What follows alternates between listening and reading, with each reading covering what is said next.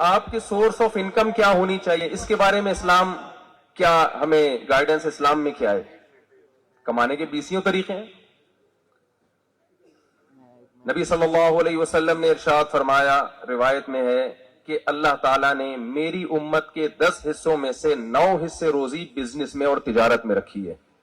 اسلام ملازمت کو اپریشیٹ نہیں کرتا، اسلام اپریشیٹ کرتا ہے تجارت کو. قرآن مجید میں جہاں بھی اللہ نے رزق کو اپنی نعمت کے طور پہ بیان کیا ہے تو تجارت کا تذکرہ کیا ہے. کئی آیتیں ہیں، میں چند آیتیں ایک مثال کے طور پر آپ کے سامنے پیش کرتا ہوں. 30ویں پارے کی مشہور صورت ہے لِإِيلَافِ قُرَيْشٍ إِيلَافِهِمْ رِحْلَةَ الشِّتَاءِ وَالصَّيْفِ. اللہ نے فرمایا مکہ والوں کو اللہ کا شکر ادا کرنا چاہیے. کس بات پہ؟ کہ یہ کاروبار کے لیے 2 سفر کرتے ہیں، رحلۃ الشتاء والصیف. یہ بزنس سال میں 2 دفعہ کرتے ہیں، سردیوں میں بھی اور گرمیوں میں بھی. اس نعمت پر ان کو اللہ کا شکر ادا کرنا چاہیے. سورہ مزمل آپ نے پڑھی ہوگی. اسلام میں جو شروع میں جو صورتیں نازل ہوئی ہیں ان میں سے ایک سورہ مزمل ہے. آج کل رشتوں میں رکاوٹ کے لیے سورہ مزمل پڑھی جاتی ہے، حالانکہ اس میں کوئی شادی وادی کا تذکرہ ہی نہیں ہے. اس میں جو کرنے کے کام ہے وہ تہجد ہے، جہاد ہے، اور 3 نمبر پہ بزنس ہے، تجارت ہے. وَآخَرُونَ يَضْرِبُونَ فِي الْأَرْضِ. صحابہ کرام پوری رات تہجد پڑھا کرتے تھے. اللہ نے فرمایا پوری رات تہجد مت پڑھو. کیوں؟ تمہیں دن میں تجارت بھی کرنی ہے. یضربون فی الارض. مضاربہ کسے کہتے ہیں؟ ایک آدمی کا پیسہ ہو، دوسرے کی محنت ہو، اور پروفٹ کو دونوں پرسنٹیج کے حساب سے شیئر کریں. پورا رکوع اللہ نے سورہ مزمل کا اس مضاربت پہ نازل کیا ہے. اسی سورہ مزمل کی بیس پہ حضرت عمر رضی اللہ تعالی عنہ کا قول ہے ما من عمل احب الی ان یکون فیہ اجلی بعد الجہاد فی سبیل اللہ الا ان تکون فی تجارت ابیع و اشتری. فرماتا ہے میں چاہتا ہوں اگر میری ہر شخص نے مرنا ہے، کس کنڈیشن میں، کس حالت میں ہماری موت ہو، ہم میں ہر شخص چاہتا ہے کہ اچھی حالت میں موت آئے.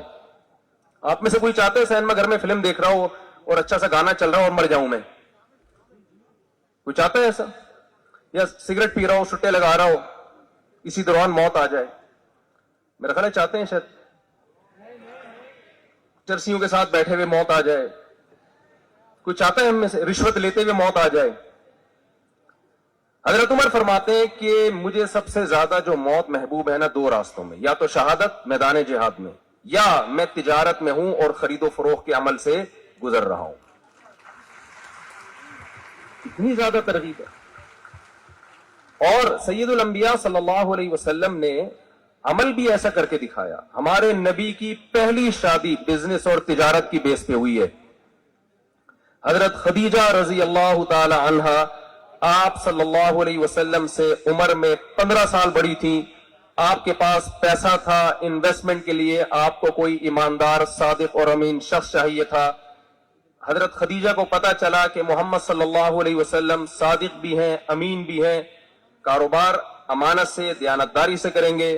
تو حضرت خدیجہ رضی اللہ تعالی عنہا نے اس بیس پہ محمد صلی اللہ علیہ وسلم کے نکاح کی آفر کو قبول کیا، اور اللہ نے سید الانبیاء صلی اللہ علیہ وسلم کی مسکنت اور غربت کو اس تجارت کے بعد ختم کیا جو آپ نے حضرت خدیجہ سے شادی کر کے اور ان کے پیسے کو تجارت میں انویسٹ کر کے جو آپ کو پیسہ ملا، جس کا سورہ والضحیٰ واللیل اذا سجا میں اللہ نے تذکرہ کیا ہے کہ وَوَجَدَكَ عَائِلًا فَأَغْنَا. اے نبی آپ غریب تھے، اللہ نے آپ کو نکاح کی، اللہ نے آپ کو اس تجارت کی برکت سے اور خدیجہ سے نکاح کی برکت کے بعد آپ کو مالدار کر دیا. کتنی بڑی دلیل ہے ہمارے لیے یہ. تو اور اس پر بہت ساری آیتیں ہیں. آپ کو معلوم ہے بہت سارے ملک جو اسلام میں داخل ہوئے مسلمان تاجروں کی وجہ سے داخل ہوئے. گوروں نے یہ بات اپنی تاریخی کتابوں میں لکھی ہے. انڈونیشیا، ملائیشیا اور افریقہ کے بہت سارے کنٹریز، یہاں مسلمان تاجر گئے اور انہوں نے تجارت کے ذریعے ان علاقوں پہ ان کا ایک روپ پیدا ہوا. اور ہماری جو بدحالی کا ذریعہ بنا، جو ایسٹ انڈیا کمپنی جو انڈیا میں آئی تھی، وہ بھی بزنس کے ذریعے آئی تھی.